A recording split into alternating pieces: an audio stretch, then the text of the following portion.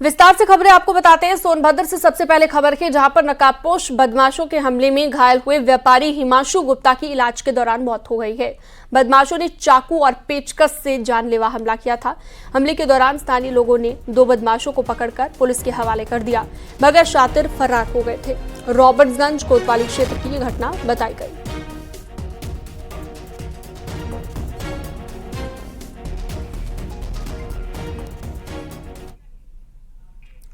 आजमगढ़ से अगली खबर है, जहां पर तहसील कर्मियों की गुंडई का वीडियो वायरल हुआ। तहसील परिसर में फरियादियों को कर्मियों ने लाठी डंडों से पीटा है और पीट-पीट कर फरियादी को तहसील से भगाने का आरोप लगा है।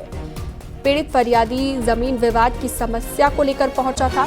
निजामाबाद तहसील परिसर का वीडियो लगातार वायरल हो रहा है। न्यूज 18 इसकी पुष्टि नहीं करता।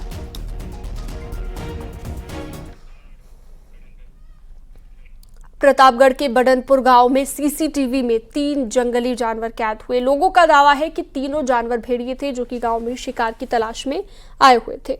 लेकिन जैसे ही लोगों ने जानवरों को देखा, उन्होंने शोर मचाना शुरू कर दिया, जिसके बाद तीनों जानवर वहां से भाग गए। 3 दिन पहले भी इसी इलाके में जंगली जानवरों ने एक आदमी और बकरी पर हमला कर दिया, जिसके बाद यहां पर दहशत लगातार बनी हुई है।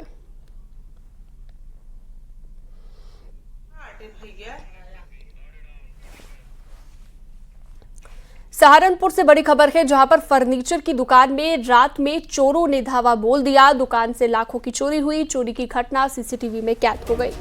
शातिरों ने थाना गंगोह क्षेत्र गुडलक फर्नीचर हाउस को निशाना बनाया। पीड़ित ने थाने में पुलिस से शिकायत दर्ज कराई। थाना गंगोह क्षेत्र की यह घटना बताई गई।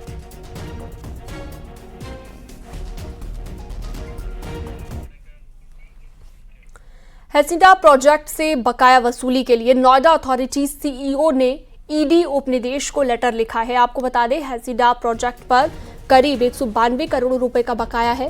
हैसिडा प्रोजेक्ट ने अरबों की धोखाधड़ी की है। लोटस 300 परियोजना में अरबों की धोखाधड़ी की गई है। इस केस में पूर्व सीईओ मोहिंदर सिंह का नाम भी सामने आया था।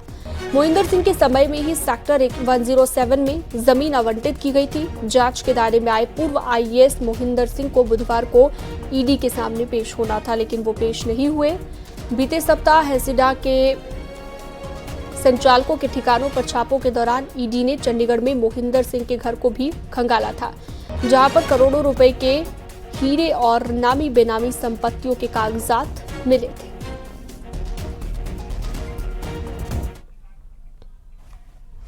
मुरादाबाद में सड़क हादसे में एक किसान की मौत के बाद गांव वालों ने जमकर हंगामा किया है। गुस्साए लोगों ने पुलिस की टीम को ही घेर लिया।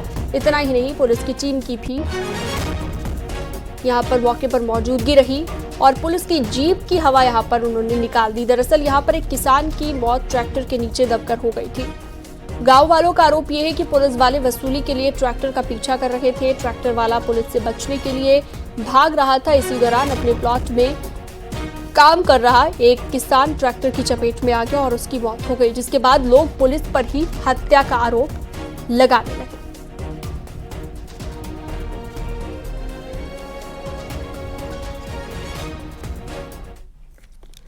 आगे बढ़ते हैं हरदोई से अगली खबर, जहां पर गला घोंटू यानी कि डिप्थीरिया संक्रमण फैल रहा है। अब तक 89 केस दर्ज किए गए हैं, संदिग्ध पाए गए हैं और 16 में संक्रमण की पुष्टि हो भी चुकी है। अब तक 5 लोगों की जान जा चुकी है।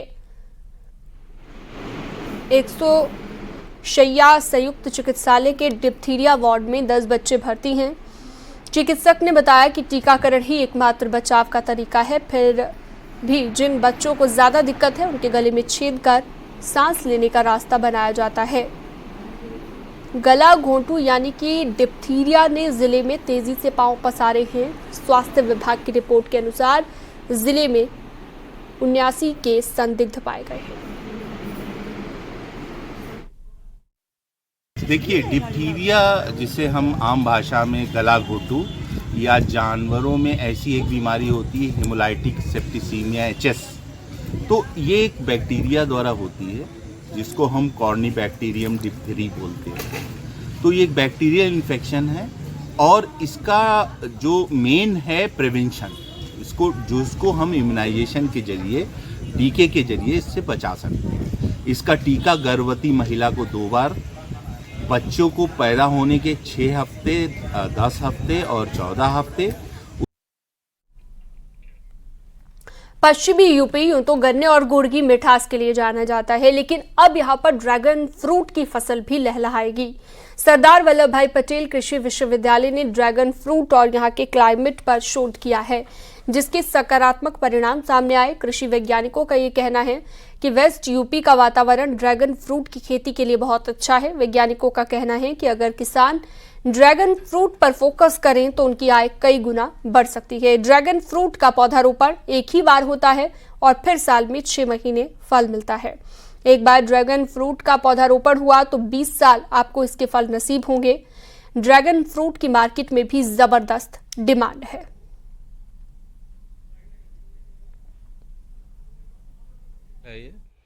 और साउथ से इंडिया में स्टार्ट हुआ था। मैक्सिको का फल है, थाईलैंड और वियतनाम में काफ़ी इसका नाम सुना गया था, लेकिन नॉर्थ इंडिया में भी काफ़ी तेज़ी से यह बढ़ रहा है। इसी को देखते हुए लगभग 3 साल पहले हमने इसको स्टार्ट किया था कि क्या ये पश्चिम उत्तर प्रदेश में सर्वाइव कर पाएगा, क्या इसके यील्ड अच्छी आ पाएगी। लेकिन जो परिणाम दिखाई दे रहे हैं वो काफ़ी उत्साहजनक हैं। 2 तरह के ड्रैगन फ्रूट हमने यहाँ पे लगाए थे, एक वाइट पल्प वाला और एक रेड पल्प वाला। दोनों ही, पहले तो इनका जो टेस्ट की यदि बात करें हम लोग, जो वाइट पल्प वाला ड्रैगन फ्रूट होता है वो थोड़ा कम स्वीट होता है, जबकि रेड कलर वाले में स्वीटनेस काफ़ी ज़्यादा होती है। विश्व पर्यटन दिवस के मौके पर सीएम योगी ने सभी को बधाई दी और यूपी में पर्यटन को लेकर हुए सरकारी कार्यों के बारे में, विकास कार्यों के बारे में बोलते हुए कहा कि बीते साल में 46 करोड़ पर्यटक यूपी आए और यूपी में हेरिटेज टूरिज्म के साथ ही धार्मिक पर्यटन को भी बढ़ावा दिया जा रहा है।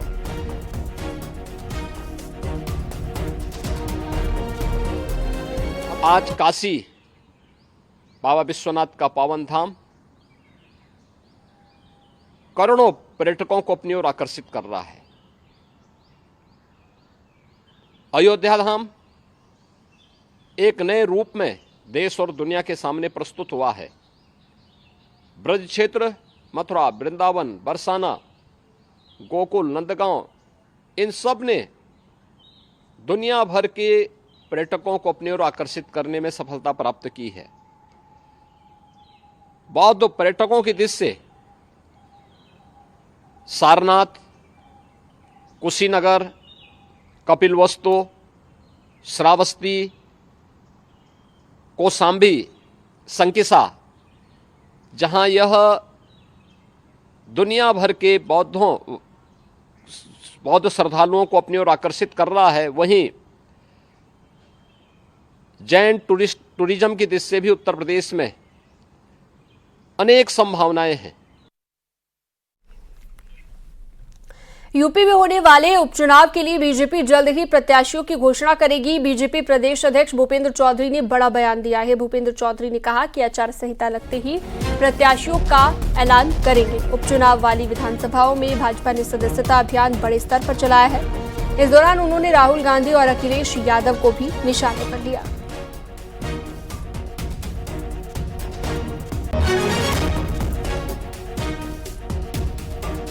का लक्ष्य, घर घर सदस्यता के लिए संपर्क करना, ये हमने पूरी तैयारी कर ली।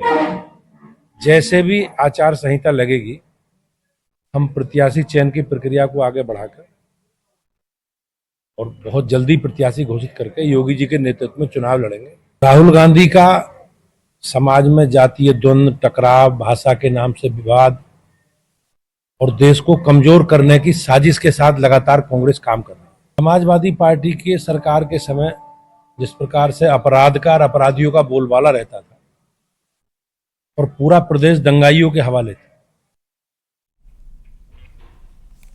आगे बढ़ते हैं। ग्रेटर नोएडा के इंडिया एक्सपो मार्ट में चल रहे यूपी इंटरनेशनल ट्रेड शो में श्री राम की एआई जनरेटेड तस्वीरों की दुनिया कायल हुई है। यूपी सरकार की मंशा के अनुसार प्रभु श्री राम के जीवन, चरित्र और अयोध्या के वैभव को तस्वीरों की प्रदर्शनी के जरिए दिखाया गया। रामायण दर्शन नाम की इस प्रदर्शनी में एआई तकनीक के जरिए श्री राम के जीवन और अयोध्या के वैभव को दिखाया गया है।